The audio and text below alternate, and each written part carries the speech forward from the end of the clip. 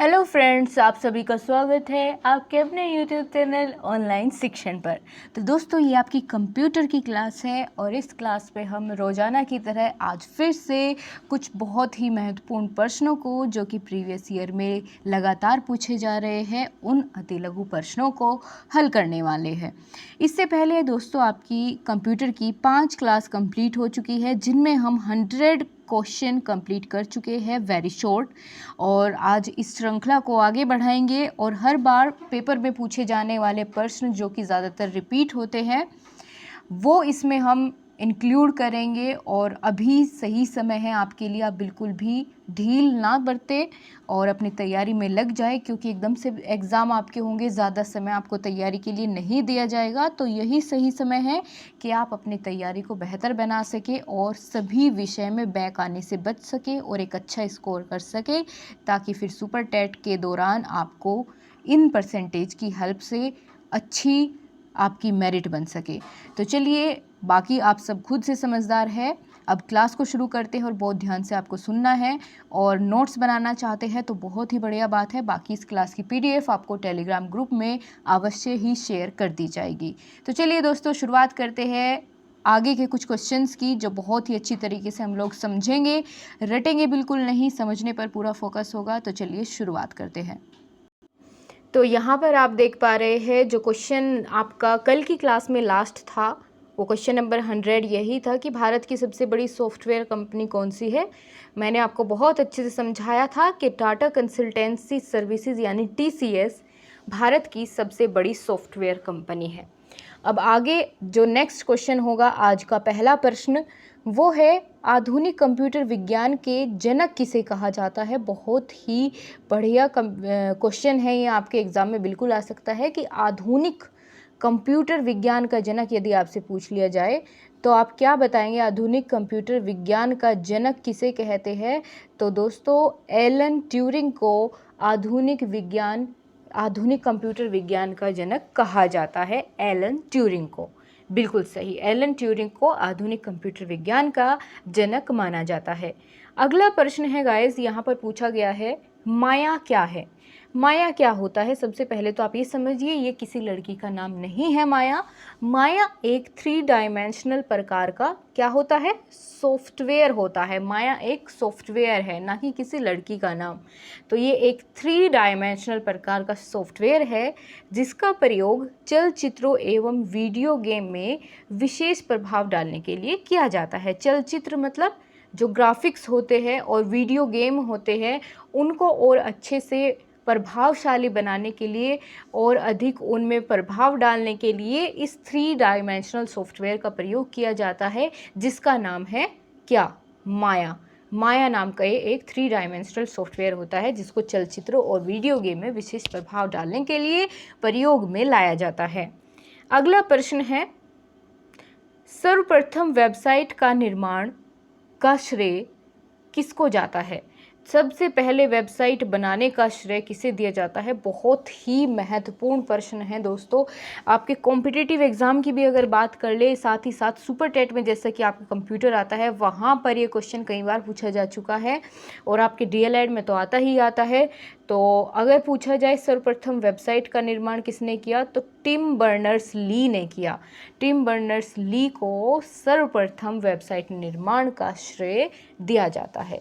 आपसे multiple choice question में भी पूछा जा सकता है और ऐसे ही वेरी शॉर्ट में 1 नंबर में बिल्कुल आपका सीधा सीधा प्रश्न आ सकता है कि सबसे पहले वेबसाइट का निर्माण किसने किया था, टिम बर्नर्स ली ने किया था। बहुत ही बढ़िया। अगला प्रश्न है, UPS का पूरा नाम लिखिए, यानी UPS की फुल फॉर्म आपको यहाँ पर बता देनी है। चलिए बता देते हैं। U से होता है अनइंटरप्टेड पावर सप्लाई, UPS। ठीक है, UPS की फुल फॉर्म क्या होती है, अनइंटरप्टेड पावर सप्लाई होती है। अगला प्रश्न दोस्तों यहाँ पर हम देखने वाले हैं कि वायरस क्या होता है। बहुत महत्वपूर्ण प्रश्न है और आपके पेपर में बिल्कुल पूछा जा सकता है।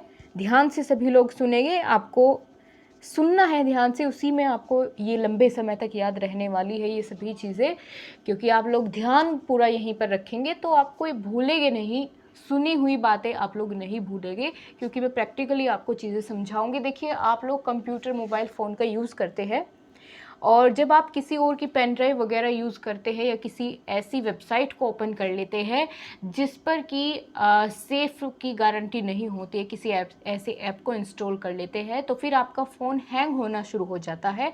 आप लोग बोलते हैं कि कहीं इसमें वायरस तो नहीं आ गया है। आपको उसी बात का पता करना है कि उस वायरस को कहते क्या है, क्या होता है वो वायरस जिसके जिसके आप लैपटॉप में या कंप्यूटर के में एंटर होने से डरते हैं। तो वो होता क्या है वो वायरस?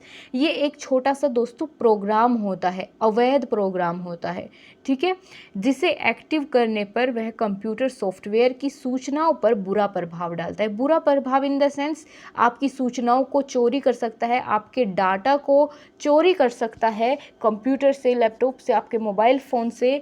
उसी को ही हम क्या कहते हैं? वायरस कहते हैं। और ये एक अवैध प्रोग्राम होता है, अवैध प्रोग्राम होता है, अवैध है इसीलिए तो बुरा प्रभाव डालेगा या चोरी करेगा, ठीक है। और एक सॉफ्टवेयर है ये, ठीक है, कंप्यूटर सॉफ्टवेयर तथा सूचनाओं पर बुरा प्रभाव डालने का कार्य करता है। एक प्रोग्राम होता है, यानी ग्रुप ऑफ इंस्ट्रक्शन को हम प्रोग्राम कहते हैं। तो ये एक अवैध प्रोग्राम होता है। क्लियर हो गया? अब आपसे पूछ ले कोई कि वायरस क्या है। दोस्तों वायरस क्या होता है? एक अवैध प्रोग्राम होता है जो कि एक्टिव होते ही क्या करता है? कंप्यूटर के सॉफ्टवेयर और आपके कंप्यूटर में जितना भी डाटा होता है उसको चोरी करने का काम करता है या उस पर बुरा प्रभाव डालता है, उसको मिसयूज़ करने लगता है, उसे ही हम वायरस कह देते हैं।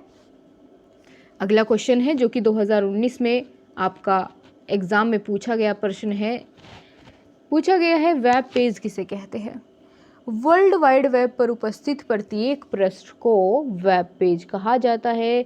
वर्ल्ड वाइड वेब की शॉर्ट फॉर्म क्या होती है? तो www वर्ल्ड वाइड वेब की शॉर्ट फॉर्म होती है, यानी www की full form world wide web होती है। और वर्ल्ड वाइड वेब के जितने भी उसमें पृष्ठ होते हैं, पेजेस होते हैं, उन्हीं पेज को वेब पेज कहा जाता है, ठीक है। वेब यानी वेबसाइट। आगे बढ़ते हैं। अगला प्रश्न है, किसी व्यक्ति या संस्था से संबंधित इंटरनेट पर उपलब्ध जो विवरण होता है उसको क्या कहते हैं? तो जब किसी भी व्यक्ति या संस्था से संबंधित इंटरनेट पर कोई भी डाटा अपलोड होता है, कोई भी इंफॉर्मेशन अपलोड होती है, उसको हम क्या कहते हैं? वेबसाइट कहते हैं, क्योंकि इस वेबसाइट पर पर्टिकुलर उस संस्था के बारे में इंफॉर्मेशन होती है, वो जानकारियाँ उपलब्ध होती है, उसी को हम क्या कहते हैं? वेबसाइट बोलते हैं। किसी भी दो वेब ब्राउज़र के नाम लिखिए। बहुत ही महत्वपूर्ण प्रश्न है। वेब ब्राउज़र के नाम आपसे ऐसे पूछा जा सकता है कि इन चारों में से कौन सा एक वेब ब्राउज़र नहीं है?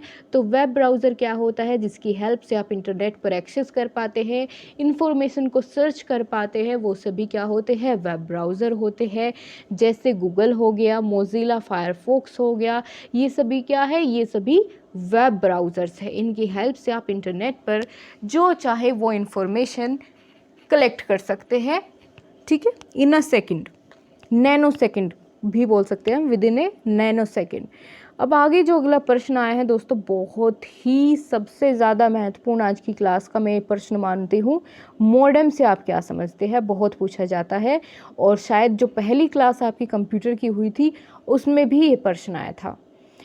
तो आपका देखिए दोस्तों, इससे बाहर कुछ भी नहीं जाएगा। जितने भी क्वेश्चंस पॉसिबल क्वेश्चंस हुए कंप्यूटर में, इससे के अलावा राजन सीरीज के अलावा भी मैं पवन सीरीज़ हो गया या आपकी बुक्स हो गया, सभी के क्वेश्चंस आपके साथ शेयर करूंगी जिनकी ज़्यादा पॉसिबिलिटी है एग्ज़ाम में आने की, और चीज़ों को समझेंगे, ठीक है। रटने से कुछ नहीं होगा कि मैं आपको क्लासेस प्रोवाइड कर दूँ ऐसे ही आप लोग उसको उन पेजेस को देखें और रटते रहे, कोई फ़ायदा नहीं होगा। आगे आपको भविष्य में चीज़ें आनी ज़रूरी है। आप भावी अध्यापक अध्यापिकाएं हैं, इनको समझना आपकी ज़्यादा जिम्मेदारी है, ना कि केवल पास होना।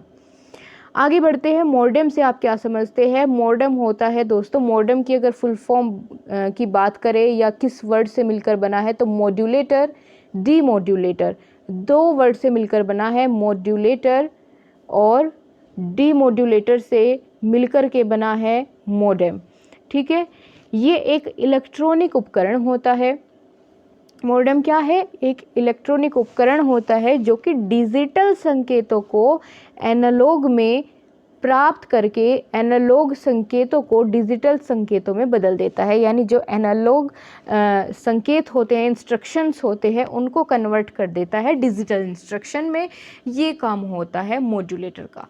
ठीक है, तो क्लियर हो गया आप सभी को दोनों में क्या अंतर है। आगे बात करें, अगला प्रश्न है, रंगीन मॉनिटर में प्रयुक्त 3 मूलभूत रंग कौन कौन से होते हैं। जो आपका रंगीन मॉनिटर होते हैं उसके जो बेसिक कलर्स होते हैं वो कौन से होते हैं, तो रेड, ग्रीन और ब्लू।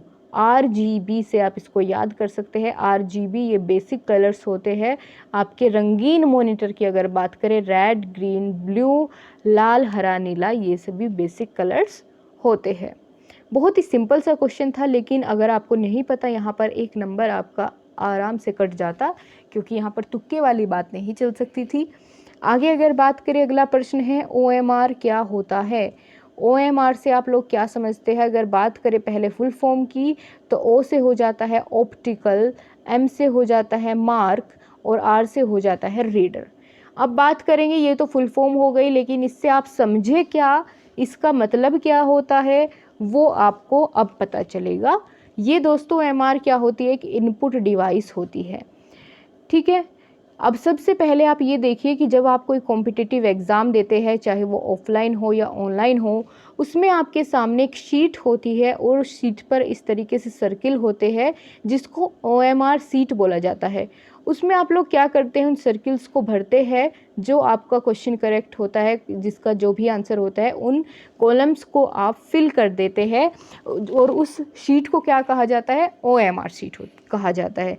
फिर ऐसा बोलते हैं कि आपकी जो ये OMR शीट होती है उसको कौन करेगा, कंप्यूटर के द्वारा चेक की जाएगी आपकी कॉपियाँ। तो कैसे चेक करेगा, क्योंकि जो आपकी शीट होती है वो आपका जो डाटा आपने उसमें मेंशन किया है उसको इनपुट करती है कंप्यूटर में। यानी कंप्यूटर तक आपकी जानकारी को उस लैंग्वेज में पहुंचाती है, उन चिन्हों के संकेतों के माध्यम से कंप्यूटर में पहुंचाती है और कंप्यूटर के योग्य उसको बनाती है OMR शीट। ठीक है, ताकि कंप्यूटर उसको पढ़ करके आपको रिजल्ट दे सके। तो ये क्या होती है, एक इनपुट डिवाइस होती है OMR, जो विशेष प्रकार के चिन्हों या संकेतों को पढ़कर कंप्यूटर के उपयोग के योग्य बनाती है। ठीक है, ये होती है, इसीलिए OMR शीट को कौन रीड करेगा, OMR करेगा। OMR के लिए ही वो शीट होती है, वो उस पर जो आप चिन्ह संकेत बनाते हैं उसको पढ़कर कंप्यूटर के योग्य बना देता है। फिर कंप्यूटर आपकी कॉपियाँ चेक कर लेता है। इसी तरीके से आगे बढ़े, OMR का यहाँ पर फुल फॉर्म पूछ ली गई है। OMR की फुल फॉर्म मैंने आपको अभी बताई, ऑप्टिकल मार्क रीडर, ये फुल फॉर्म होती है OMR की। इसी तरीके से आप कंफ्यूज नहीं होएंगे, क्योंकि OMR के जैसा ही एक और टर्म होती है OCR। OCR दोस्तों ऑप्टिकल कैरेक्टर रीडर होता है। ठीक है, OMR ऑप्टिकल मार्क रीडर होता है। मार्क मतलब चिन्ह और कैरेक्टर मतलब शब्द। ठीक है, तो इस तरीके से इन दोनों में अंतर हो जाता है। आगे बढ़ते हैं, अगला प्रश्न है, एक्स्ट्रानेट से आप क्या समझते हैं। एक्स्ट्रानेट जैसे इंटरनेट होता है, ऐसे ही एक्स्ट्रानेट होता है। यानी ये एक नेटवर्क होता है। और कैसा नेटवर्क होता है, व्यक्तिगत नेटवर्क होता है, पब्लिक नहीं होता, सभी के लिए नहीं होता, बल्कि एक व्यक्तिगत नेटवर्क होता है जो कि व्यवसाय के लिए इंटरनेट तकनीकी और सार्वजनिक संचार व्यवस्था का प्रयोग करता है। ये एक किसी भी व्यवसाय के लिए प्रयोग किया जा सकता है। ठीक है, इसी को हम क्या बोलते हैं, एक्स्ट्रानेट बोलते हैं। एक व्यक्तिगत नेटवर्क होता है जो कि व्यवसाय के लिए इंटरनेट तकनीकी और सार्वजनिक संचार व्यवस्था का प्रयोग करता है। GPRS किसे कहते हैं। GPRS की फुल फॉर्म की अगर बात कर ली जाए तो जनरल पॉकेट रेडियो सर्विस बोलते हैं GPR को। ध्यान रखेंगे इससे क्या काम करता है ये, अगर इसकी बात करें तो जैसा कि इसका नाम है जनरल पॉकेट रेडियो सर्विस, यानी ये एक क्या होता है, वायरलेस के द्वारा मोबाइल फ़ोन से इंटरनेट सुविधा का प्रयोग करने की एक तकनीक होती है GPRS। ठीक है, पॉकेट में आप अपना मोबाइल रख सकते हैं और रेडियो एक्टिव जो तरंगे होती है उससे वायरलेस के माध्यम से जुड़ा हुआ होता है, आपकी लोकेशन को चेक करता रहता है। ठीक है, तो इसी को हम कहते हैं GPRS यानी जनरल पॉकेट रेडियो सर्विस। ये एक वायरलेस के द्वारा आपके मोबाइल फ़ोन से इंटरनेट की सुविधा का प्रयोग करके जुड़ा होता है। आगे बात करें, अगला प्रश्न है कंप्यूटर सिस्टम के उस मुख्य पटल को हम क्या कहते हैं जिससे सभी उपकरण लगाए जाते हैं, तो वो होता है मदरबोर्ड। ठीक है, मदरबोर्ड कहते हैं वह मुख्य पटल जिससे सभी उपकरण कनेक्ट होते हैं। आगे आपसे फिर से पूछ लिया गया है मॉडेम का पूरा नाम। मैंने आपको अभी थोड़ी देर पहले बताया था कि मॉडेम जो है, मॉडेम का पूरा नाम होता है, फुल फॉर्म होती है मॉड्यूलेटर डी मॉड्यूलेटर। ठीक है, मॉड्यूलेटर डी मॉड्यूलेटर बहुत बार पूछा जा चुका है आपके पेपर में, तो ध्यान रखेंगे आप सभी लोग। आगे बढ़ते हैं, पासवर्ड से आप लोग क्या समझते हैं? तो पासवर्ड आपके ऐसा हो ही नहीं सकता कि आपने कभी पासवर्ड का यूज़ ना किया हो। आपके मोबाइल फ़ोन में हो सकता है, आपके कंप्यूटर में हो सकता है। ठीक है, आपके जो आप डोर का लॉक लगाते हैं वो भी एक पासवर्ड ही होता है, अगर पासवर्ड वाला आपका लॉक है तो इस तरीके से अगर आपसे पूछ लिया जाए कि भाई पासवर्ड होता क्या है, तो तब आप उसको कैसे डिफ़ाइन करेंगे? आपको ऐसे बताना है कि ये गोपनीय कोड होता है। गोपनीय मतलब जो आप किसी और के साथ शेयर ना करें। एक कोड होता है जो कुछ प्रोग्रामों में विशिष्ट प्रतिबंधित करता है, पासवर्ड कहलाता है। यानी वो प्रतिबंधित करता है कि कोई और यूज़र आपका कंप्यूटर या लैपटॉप यूज़ ना कर सके सिवाय आपके। वो गोपनीय कोड होता है, जिसको वो गोपनीय कोड पता होता है वही आपका कंप्यूटर में एक्सेस कर पाता है, बाकी और कोई नहीं कर सकता। यानी ये बाकी यूज़र्स को प्रतिबंधित करता है, ये एक ऐसा प्रोग्राम होता है। लास्ट क्वेश्चन की अगर बात करेंगे आज की क्लास के, तो होगा वेबसाइट के प्रथम पृष्ठ को क्या कहते हैं? जो वेबसाइट होती है उसका सबसे पहला पृष्ठ, यानी जब आप किसी वेबसाइट पर क्लिक करेंगे, जैसे मान लीजिए www.sarkariresult.com एक वेबसाइट है, आपने उस पर क्लिक किया। क्लिक करने के बाद जो उसका अपना एक पेज खुल कर के सामने आया, पहला पृष्ठ यानी पहला पेज सामने आया, उसको क्या कहते हैं? अगर ये पूछा गया है यहाँ पर, तो उस पहले पेज को बोलते हैं दोस्तों होम पेज। ठीक है, होम पेज सारी जानकारी उस पर लिखी होती है कि अगर आप ये फॉर्म डालना चाहते हैं तो यहाँ पर क्लिक करें, इसके बारे में जानकारी चाहते हैं तो यहाँ क्लिक करें, फलाना ठिकाना सारी चीज़ें उस पर मेंशन की जाती है। तो उसी को कह देते हैं होम पेज। वेबसाइट का प्रथम पृष्ठ होम पेज कहलाता है। क्लियर हो गया? आपको सभी प्रश्न एकदम क्लियर हो गए, बिल्कुल चकाचक आपकी समझ में आ गए हैं या नहीं? कमेंट बॉक्स में आप लोग ज़रूर बताइएगा। और क्लास में मज़ा आया है पढ़ते हुए तो वीडियो को लाइक करना बिल्कुल मत भूलें और अपने सभी मित्रों के साथ शेयर करें जो बिल्कुल इस वक्त ठंडे पड़ गए हैं तैयारी को लेकर के। तो दोस्तों, आपके पास हमेशा या कह लीजिए बार बार ऐसा मौका नहीं आने वाला है। एक बार में अपना पूरा क्लियर रखिए, कोई भी किसी भी सब्जेक्ट में बैक ना आने दे। और उसका सबसे अच्छा और रामबाण तरीका यही है कि आप हर क्लास को साथ साथ लेते हुए चले, पेंडिंग में बिल्कुल ना रखें। जैसे भी आपको लेनी है लेट लतीफ़, जब आपका मन हो तब, लेकिन रेगुलर लेते रहे, बीच में आप ब्रेक ना लें। रेगुलरिटी होना ज़रूरी है। ठीक है, ये बाद के भरोसे मत छोड़े, क्योंकि ऐसा नहीं हो सकता है कि एक ही क्लास में आपको सभी चीज़ें बता दी जाए और सब कुछ उसमें कवर हो सके। क्योंकि ये रोज़ रोज़ जो रेगुलर क्लास आपकी चलाई जा रही है वो वही बच्चा इनको कवर कर रहा है जो असलियत में एक टीचर बनना चाहता है, जिसके अंदर एक आग है टीचर बनने की, और वो अपनी मेहनत से पीछे नहीं हटता है।